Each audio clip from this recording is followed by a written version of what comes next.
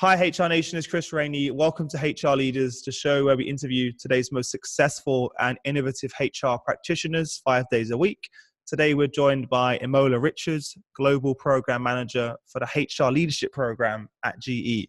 Imola, welcome to the show. How are you? Hi, Chris. I'm really well. How are you doing today? I'm really good. It's such an amazing experience to be with you today on the show, considering our history. Because I know. you've known me since my other life, before we started the company. Cross again. Yeah, you probably were sick and tired of me and Shane calling you many years ago, trying to get you to our events.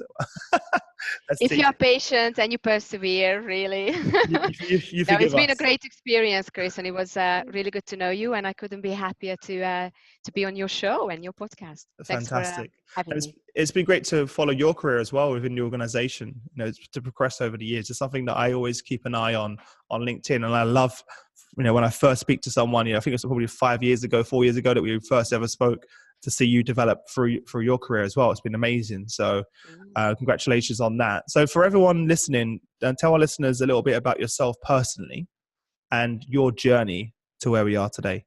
Sure. I mean, obviously, that's a little bit, about the company and how the company develops people, that career that is behind me. But Chris, you look at somebody who has got master's and linguistics and literature degree in Italian and Dutch. And I'm a museum manager by training. And Oh, I wow. never worked a day actually in what my field of training was. 15 years in HR, in increasingly growing roles and challenging roles, 13 out of which with GE. I've been in client-facing roles. I've been in specialist roles, from organization and talent development to merger and acquisition integration. And most recently, I lead the early career HR leadership development program at GE, of which I'm a very proud alumna myself. So 10 years ago, I graduated from the program myself. Amazing. And then we're going to use that for the basis of the show today, right? Which is I'm very excited about. Yeah. But just going back a second, so how did that, based on what you mentioned in terms of what you studied, how did that transition to HR? Where did that happen? What did that look like? That is a bit silly, and it's fate, really. I really was gearing myself up to my very academic career in translations and publishing and, modern Dutch literature. But 15 years ago, we didn't have cloud, we didn't have backup of data. So my academic work actually got stolen by having had my laptop stolen. So I just thought I find something that is connecting to people, something that is common sense, but still I can use the languages and I can serve people. And I just stick to it as long as I like it. And then I go back to my original profession. And that's how 15 years ago I started in HR, and I still love it and I'm still around. Never went back? No, never turned back, never looked back. Yeah. What skills do you think that you have in what you studied that transferred over? What had the biggest impact, do you think? A self-confidence as you build yourself as a leader and as an HR professional, dealing with other leaders and employees and thinking about their experience. Again, I go back to that, the basic human, the common sense, what makes sense for a customer, what makes sense for a leader, what makes sense for an employee, and just that appreciation of it. And also the business, fundamentally, there are technical skills you need to pick up on the way, which the program and the company and my mentors, coaches helped me with a lot. The rest is really something that you just keep going back to the basic and you just go with that. The leadership program is running for 65 years, is that right? Yeah, that's right. We have about 1,000 alumni around the world from Japan. Is that just in HR? Yeah. We're talking, just for everyone listening, we're talking about a HR specific leadership program to develop HR leaders. Is that right? Yeah. 65 years. Wow. 65 years, 1,000 alumni all around the world, some within GE, some outside GE. It's a massive community. It's a community that has got very strong bonds, and big shout out to everybody who is watching and listening and is a GE HRLP alumni. Obviously, the first thing that came to my mind is like, how has that evolved from what it looked like 65 years ago to where it is now? And how do you keep it fresh and up to date to make sure that we meet the demands of this current world of work that we live in, which is rapidly evolving? And I think that's such a good question, Chris, because that's always on our mind. And that is one of the challenges. And that's one of the most exciting things about this program, that time to time you need to stop, need to look, and you need to kind of renew yourself and think about what you really have to do differently. It is really like every leadership program, looking at what your organization, what your function needs. A bit of a workforce planning, obviously, looking ahead where this talent will go into the organization, and then adjusting the program, in line with that. So that's certainly the input and what you put on the program that changes a little bit. And then, the curriculum and the structure of the program, we fine-tune this quite long, obviously, the past 65 years. And there are certain standard elements that go into that, and a lot of thinking around it. And there is always a field where you a little bit experiment, where you haven't entered before, where you see that you need to implement a change. And that's where the challenge is, because image and branding is a funny thing, isn't it? And when you do things for a few years and you want to do change, human brain is such that while you are in the middle of the change, you don't realize where you will come out of it. And actually on the program as well, but in our world, right, we are just in this massive transition of generations, virtual, digital. So when I look at the program and I look to the secret sauce we have, I do see that we have ingredients in that program that are heritage, that are brand, that's just that structure, that's the assignments, the 3 times 8 months assignments, the in-person seminars, the involvement of the program members self when they contribute, the coaching, the mentoring they get. So we can go into the details of these elements of the program if you are interested. I'd love to, yeah. But then, there is that area where I find that at the moment we are discovering a lot. We are entering new trends. We are provocative. And to be honest with you, sometimes we are ahead of ourselves a little bit with that, but that's the whole You have to virtual be. and digital learning, Yeah, right? you Like, got to be. how do you bring the learning, the development of the HR talent in that space? Mm-hmm. And also, as you're developing them, you're developing them in some ways for something that's not even here yet. You need to look further ahead, right, and develop them for future trends and future challenges. So digital transformation is moving so fast, and you've got to constantly be adding new modules to that. So going back then, could you give us some more of a detailed overview of the structure of what it looks like from day one? Not how long does it last? First and foremost, this program. It's 2 years. 2 years, okay. 2 years program. Mm-hmm. So the talent comes onto the program, and the basic structure is, as I said, that they have an assignment as a core of their experience, and that assignment will be 3 times 8 months. Sometimes it's 7, sometimes it's 9. However, but the key there is that we are not generating assignments for them. These are critical roles of the organization. So whether that's a critical project, something that needs to be done, changed about an organization, about a client group, or an existing role, somebody departs, changes roles, goes on maternity leave. So the talent comes in, and really that is the challenge, but there's the opportunity as well. They are being thrown into a very real, very tangible challenge of the organization, and they have the 8 months to make an impact there, obviously with assignment leaders, with coaches, with mentors around themselves. So I think that is a core of their experience and learning on the job, really. But then we have a fairly formal curriculum that goes with that. And that curriculum is 200 plus hours of learning, and is structured on 2 ways, actually. One is in person and one is virtual. The in-person one is an annual seminar, a summit, if you like, every year, somewhere around the world. We are getting ready to have ours at the end of March in Shanghai, when really there is 1 week. There is not only us thinking through what are the competencies that we train the HR professionals on, but also producing an opportunity for them to practice those, to get exposure to those, to reflect on those, and obviously hopefully pick up some skills, while they are there for a week. So we have these seminars, so everybody will have a couple of these seminars. We also take them to an in-person leadership development experience.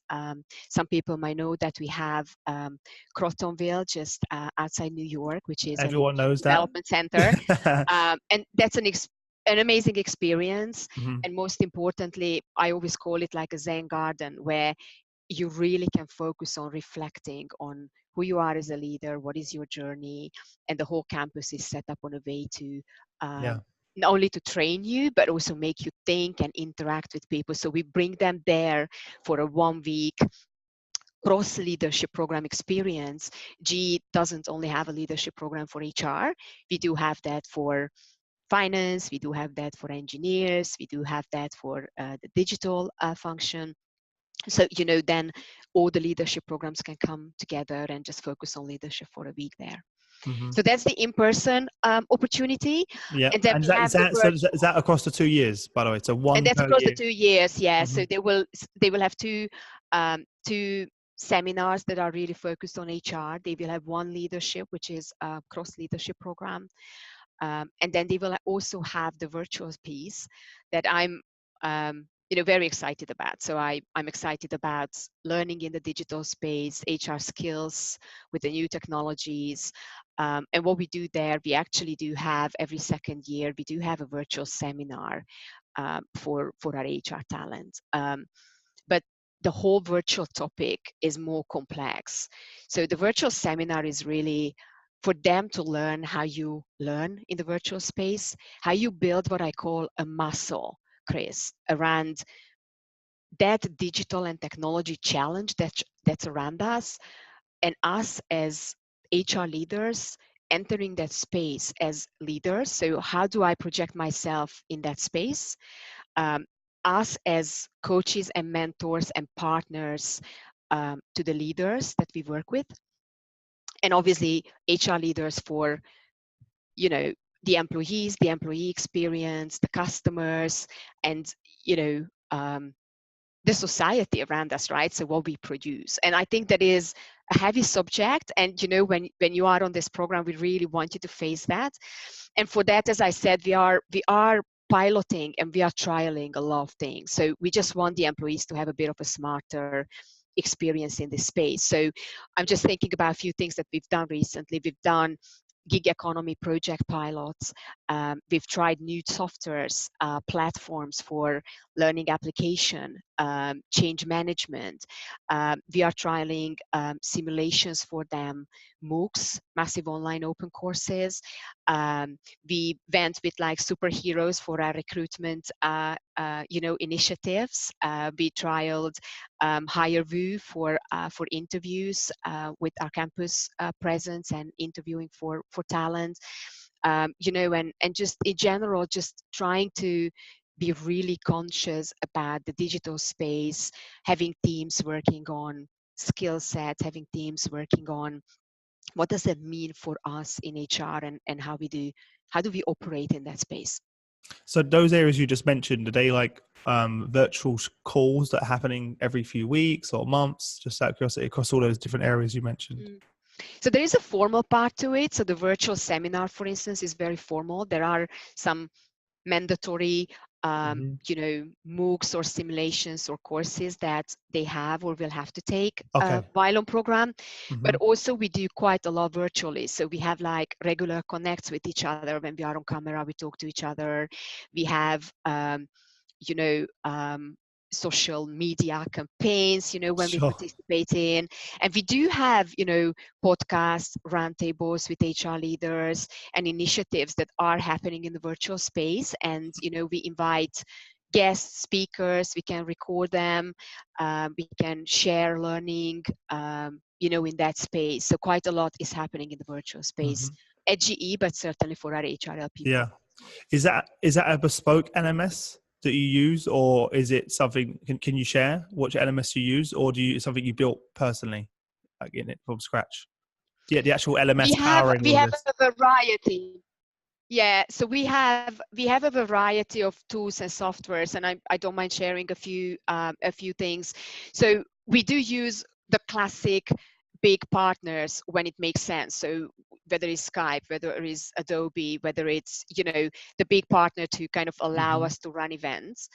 We do partner for certain digital aspects, whether that's like Benevo, for instance, for a virtual setup and welcoming new hires into our organization, Mm-hmm. or Housepace, a Finnish company we are trialing for HRLP at the moment for change management software and learning application. So after event or during event, a very exciting platform that I'm What's it working called? with. Sorry again. House It's called Space. Housepace, yeah. House Space. Is that right? Housepace, House yeah. Space. Wow. Okay. Great name. So it's a really good tool, and then what we also have at GE, we also have internally developed operational tools for metrics, for assignment matching, for instance, of our talent.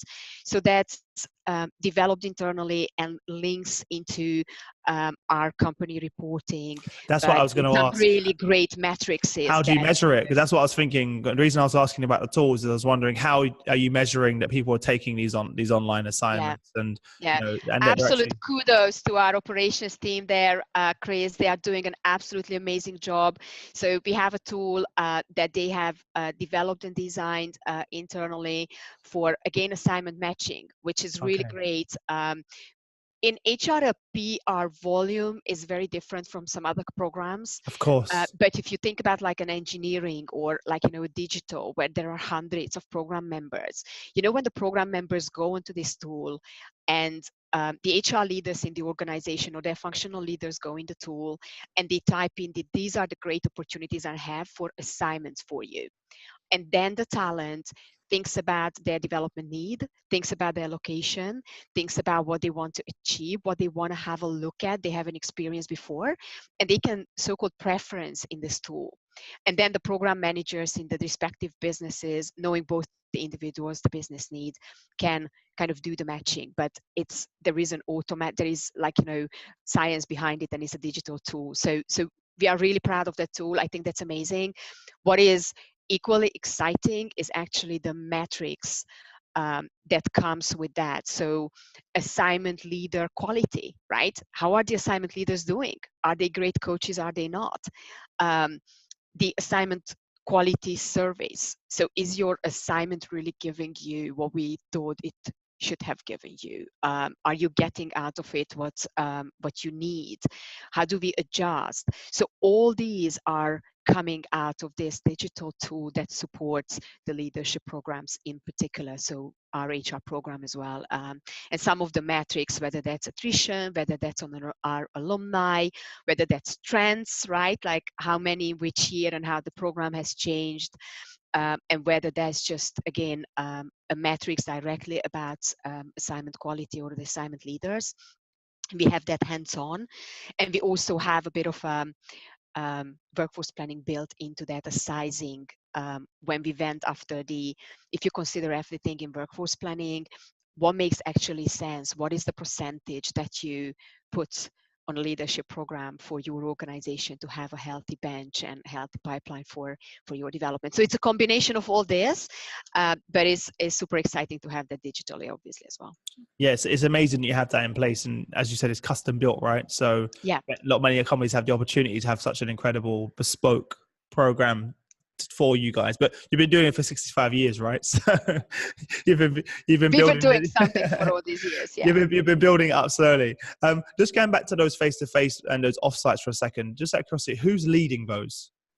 So who are the leaders of those offsites? In terms of the speakers on the day, are you bringing in your senior leadership team? Like who's present on those days? Yeah. So how we operate the programs, by the way, is the businesses sponsor the talent. So obviously the talent will have a concrete opportunity in our aviation, power, healthcare, renewables, you name it, businesses. And they would offer to host our seminars. So we are kind of traveling around the world, but we are always choosing countries where we have presence, where we have leadership, where we have a network, where we have a site to visit.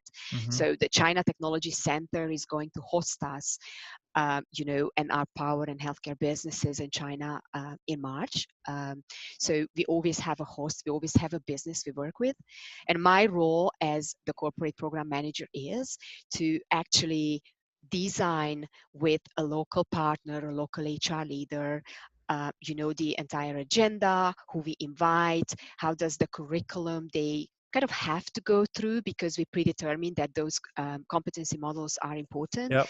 But also we have flexibility, Chris, because it's obviously we are there. We always start with a kickoff and, some events, Sunday evening, Sunday afternoon, and then we go until Friday. So we have opportunity to really, again, experiment. So some of the thinking and some of the things we are working on for China are in particular business cases. So we give back to the business, and also operationally we have an impact as HR people. So this is not just visiting Shanghai for us, right? But this is thinking, reflecting, giving back to the businesses, operationally impacting. We also will be doing and going visiting customers. So having voice of customer, having conversations, having benchmarking, with various, whether that's a unicorn new startup in Shanghai, whether that's a government or a statutory kind of environment, or a customer of us in a power sector, or even sometimes a competitor like a big multinational company like Alibaba, right, in China. So we are planning to branch out to go see and partner with these companies, work a little bit with them so the team gets that exposure. And then we are, as you say, we work on bringing presenters. We have a combination of external trainers, facilitators, and speakers. And we also have the opportunity, but we also have this great pleasure of bringing alumni back. So people who graduated from the program, 10 years later down the line, they are executive HR leaders of our businesses, seniors, so the team can't only or doesn't only network with them, but also potentially will attend a workshop, or we'll just, exchange thoughts on what they are seeing, what they have learned, talk a little bit about their career and their learning. So that proves to be really, really useful. So all that program is then embellished with networking events, with, we will be doing volunteering, giving back to the community. We will be doing a bit of mindfulness and downtime. So really, my view with certainly the Shanghai seminar, but always when we organize these events, is, as I said, that they have exposure, but time to reflect, practice, and pick up new skills there and then. So that's roughly a little bit how I love it. No, you gave great detail. I'm really glad I asked that question now, because a lot of times when I'm speaking to our leaders, they understand it. Like, how do I put this together? What does it really look like? And you gave a perfect overview, because one, you've always got your core competencies, which is not going to change, that you're focusing on. Well, it will change a little bit over the years that you have there. But then what I love is then you have all these other activities that have an immediate return on investment for the organization, that are actually adding value financially by working with the local team to help solve some of their challenges. And obviously you mentioned a few other areas as well, but even by networking, to be honest, with competitors and the local businesses, startups, customers. Of course, you mentioned engaging with customers as well. Again, direct return on investment for the company as well. So these aren't just off-site leadership programs that cost a lot of money that aren't getting a return. There's a clear return on investment for the organization, right? Yeah. And we are very conscious. I think the return on investment piece for many companies, we've been discussing with some partners, colleagues, other companies who are driving and leading leadership programs. I think it's a common interest of all of ours. Like, what is the return on investment of investing in talent? How do you measure that? What do you do in that space? And how do you make sure, for me, it's very important that the talent on the program doesn't look at this as an entitlement, right? That I come on the program and I just get all these things that potentially somebody else who's not on the program doesn't get. So it doesn't really work like that. What do you give back? But then also, somehow a bit of a competition, right? That every day, how do you really prove that somebody who is hired from the market, somebody who is a talent in the organization, developed on a different way, if there is a job, why would you get that? Why are you on this program? Why do you get access to the pilots, to the trials? Why are you in this lab of coming up with great ideas versus somebody else? What does it do to you? So that kind of thinking, why you are on the program, and the continuous thinking about the change and building new behaviors, and the return on investment in a bit of a longer run as well. So the talent who gets that exposure, gets that poke, gets that skill set, frankly, to check back on themselves, to self-reflect, to develop, to drive certain things with a self-initiative, how that talent will be actually linked to the organization on a longer term than people who don't go through the program. So we are doing quite a bit of discussion and learning about this as well with the program members, and also obviously as leaders, and analyzing the program. And it does look like, um, you know, that commitment, that engagement, that development, that exposure that you give to the talent, that pays off a bit longer term. But then, Yeah. you know, that brings challenges, Chris, as well, And because you got to make sure they stay. You don't leave after the exactly program. that. So I was just going to go there, that, you know, it's a challenge, and Happens we a are lot. very open. Yeah, I Yeah. don't really think about this, you know, as, oh gosh, somebody has left the program and that's really bad. Hmm. Because, you know, this is a program where people come onto it and they need to reflect on themselves as leaders. And maybe they figure out they are not leaders. Maybe they figure out they don't want to be in HR, some of them.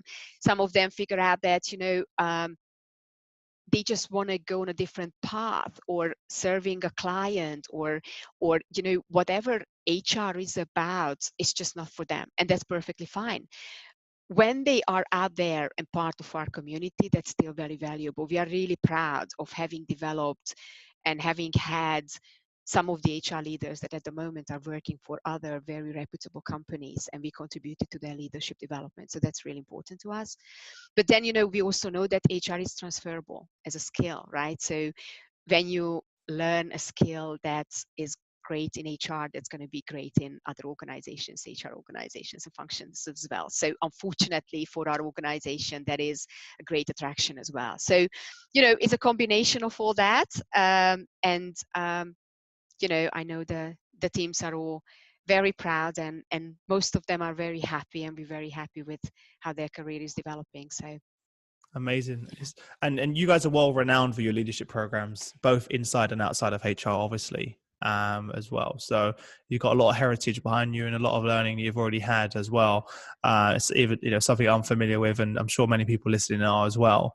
When they were coming towards the end of the program, when did you start to get into a position where you're looking to assign them to more permanent roles? Kind of what does that look like, and yeah. how do you ensure that enough of those roles are available, or do you know that going into the program? Does that make sense?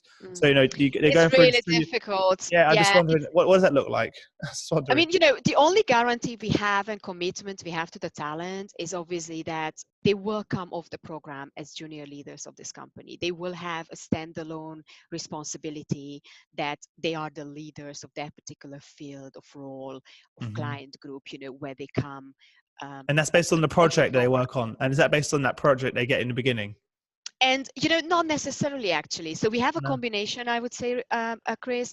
We have a combination of, sometimes they end up in increasingly big, interesting roles in their second or third rotation, and Hmm. sometimes it makes sense that they come off the program into that particular role because that needs longer focus, is a great opportunity for them. So why would we not do that? So, Then yeah. there is, you know, there is an occasion when we genuinely just go out to the organization, and there is X number of program members coming off program, and there is this many roles, and they have the privilege and they are lucky to choose from all that, and then they can choose based on development need, career aspirations, Hmm. location, you know, preferences, etc. And then, you know, in some cases we do have the commitment, and maybe the business is in that situation that, you know, we don't have anything immediate, or maybe we have a bit of a, you know, we need the Of course. cooperation Yeah. between the program member and the organization, that they utilize their network, so we find the best opportunity. But you know, I really cannot think of really many cases, Chris, with program members where, you know, the program member really loved it, really wanted it, had really great track record, and you know, didn't have any restriction in terms of family or location or whatever, and the organization was there to pick it up and find opportunities for them. So, I think another challenge is that, when you design a leadership development program or any development program, is the expectation setting that you cannot promise Yeah. anything, Yeah. It's 2 years, like important. the It's very world is important. changing, right, in 2 years, so you can't do that.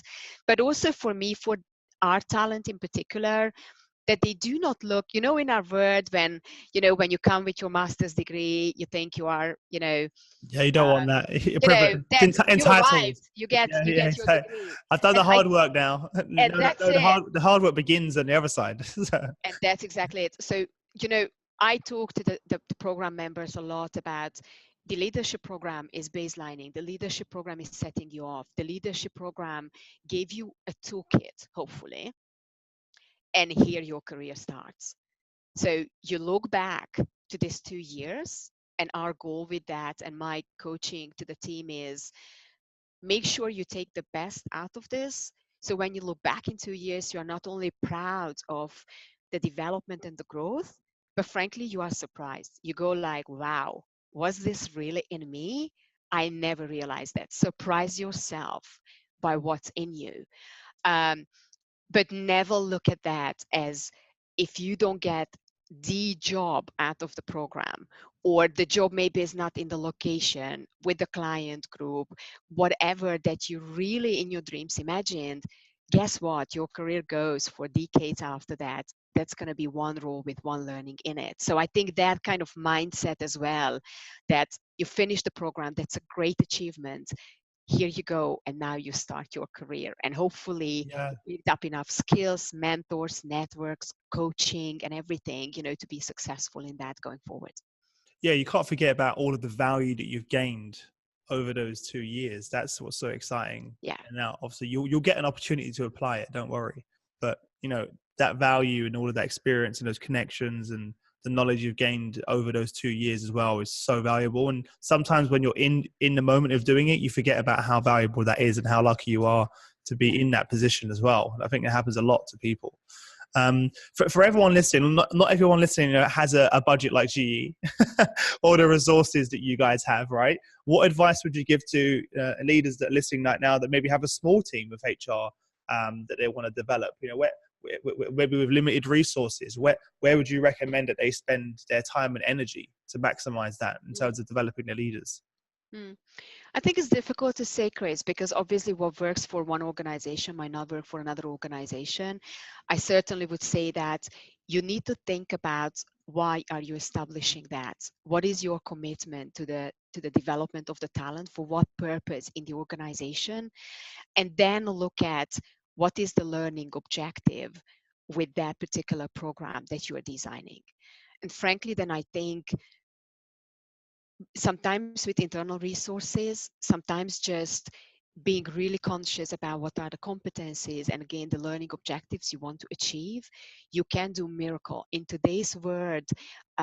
Where loads of stuff is available digitally, loads of stuff is available virtually, when you can reach out to people, invite guest speakers, for free, because people just have interest, and the Like we're doing right network is now. out there for We're doing it you, right now, right? Imola.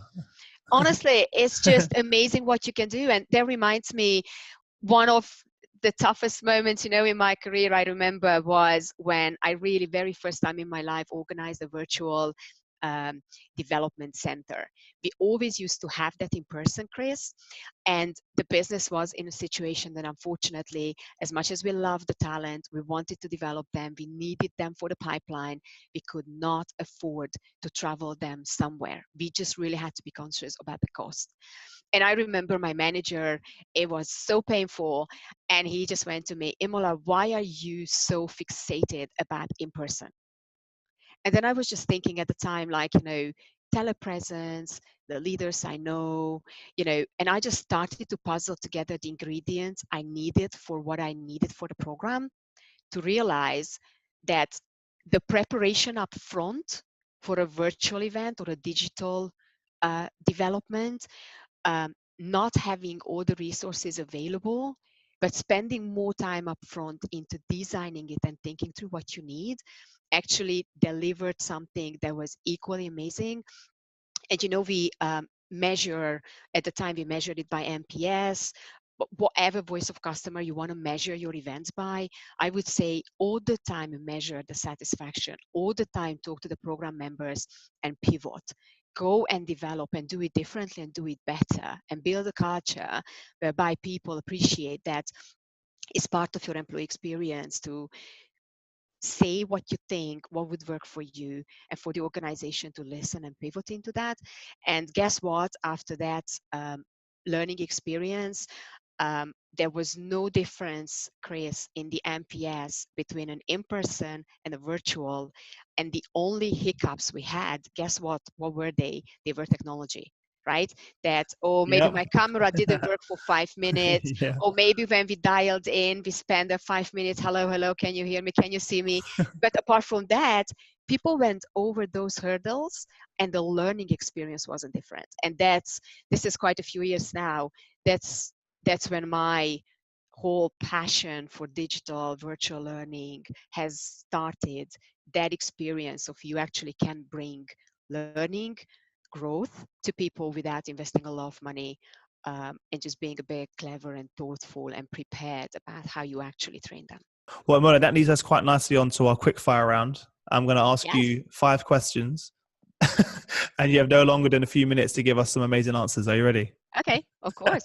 What was the number one thing that was holding you back from becoming a senior leader at GE? I think it was self-confidence, Chris. It was the believing a young, a fairly blonde Eastern European woman being able to add any value and help people. Um, and am I good enough like others? The comparisons, the living up to expectations, being different. And the moment you find your voice and you know what you believe in and what you stand for, and you learn to go with that, that gives you a lot of self-confidence, and you know where your center is, and you just center yourself to that and you go with that. Amazing. Thank you for that. What's the best piece of business advice you've received?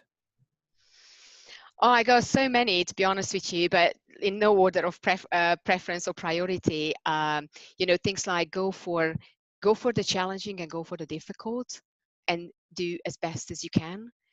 The be patient and wait for things and situations to mature and don't rush them. And one of the leaders I knew put this on a way that sometimes when you want to kill a person, you just sit down by the river and you watch the body being brought down by the water. Oh, So wow. you don't have to touch it, but Very time will graphic. mature, and you will see that happen.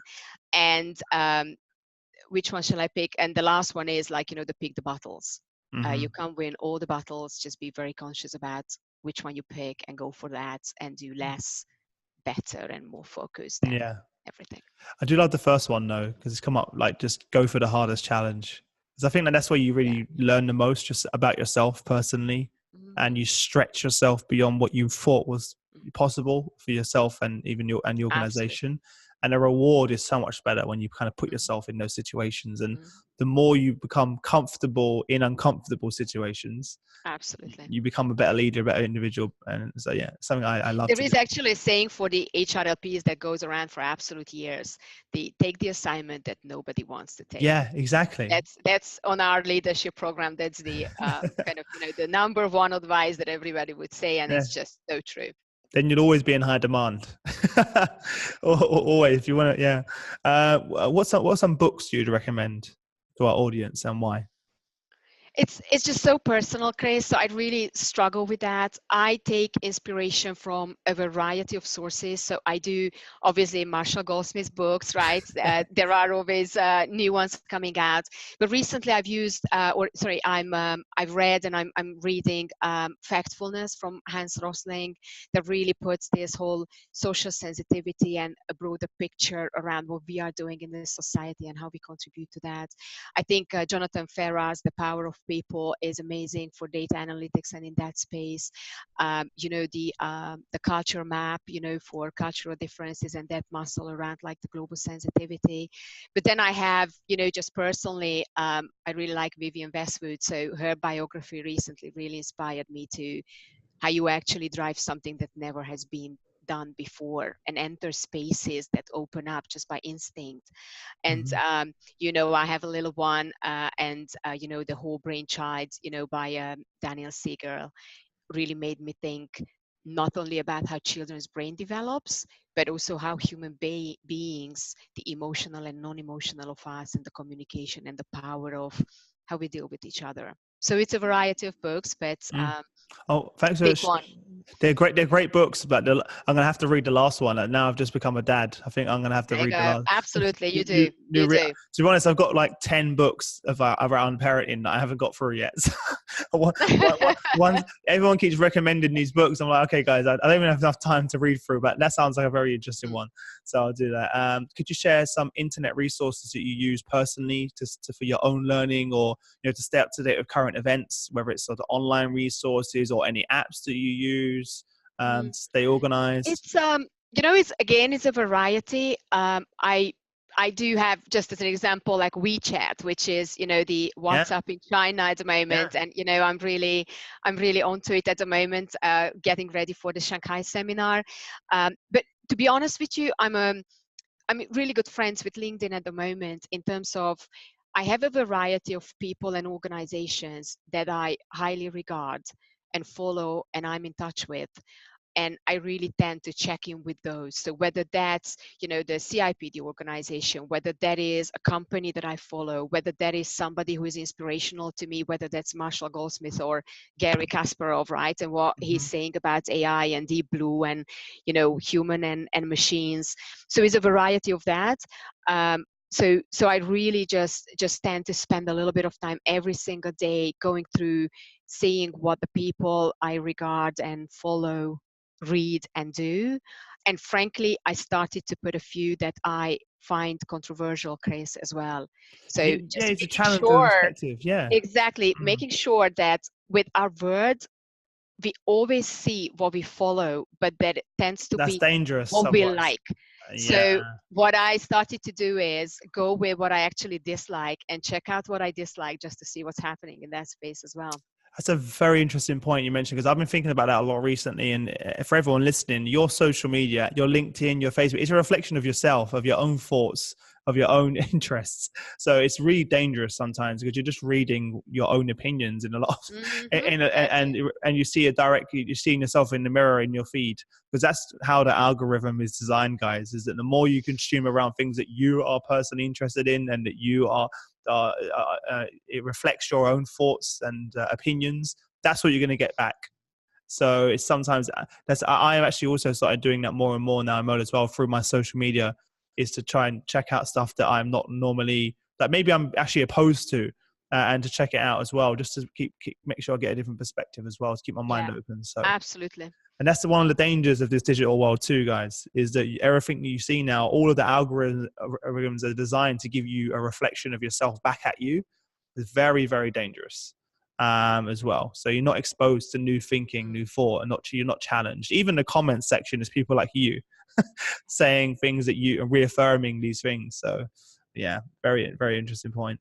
And then last question, what's one thing that you're most excited about now in your business? Oh gosh, so many more clever people than me are discussing, you know, what's next for us at General Electric. So I don't even want to enter that space. You've heard me say this, the virtual and the digital and the learning in that space super excites me, and whatever we can create there. Um, the changes that she's going through, we will have a new CHRO coming in on board soon. So I'm excited to see what that will bring to us. And obviously the China seminar for the HRLPs. I can't wait to When's that? see their learning and development. Is the last week of March. Cool. Very exciting. Well, fantastic. Well, look, Imola, thank you so much for taking the time out to join us on the show. It means a lot. And you're giving us, our listeners, some great actionable advice and some incredible insight into the inner workings of what you're doing. So it's amazing. And that's exactly why we launched the show in the first place. So I appreciate you coming on there. Before we wrap up, give our listeners just one parting piece of advice you give to the listeners. What would that be? And also, what's the best way for them to reach out to you personally if they have any questions? You can reach me on LinkedIn, email me, ping me, video me, find me, on various social media sites. If you are in Shanghai, let me know. Come by to our networking event. And the one piece, not really the advice, is actually two.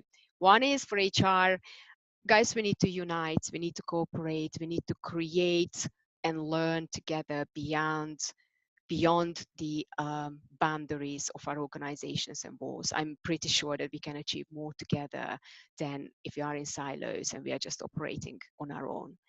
And the second one is, Chris, going back to what you are doing, what you are driving. I'm a big follower, supporter of yours.